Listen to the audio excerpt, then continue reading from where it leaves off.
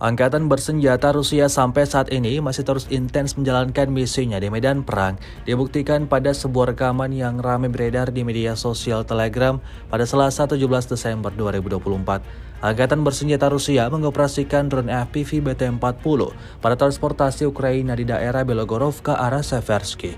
Drone Rusia terbang langsung ke sasarannya dan terjadilah hantaman dahsyat seperti yang terlihat dalam rekaman. Hingga video ini beredar, beragam respon diberikan warganet.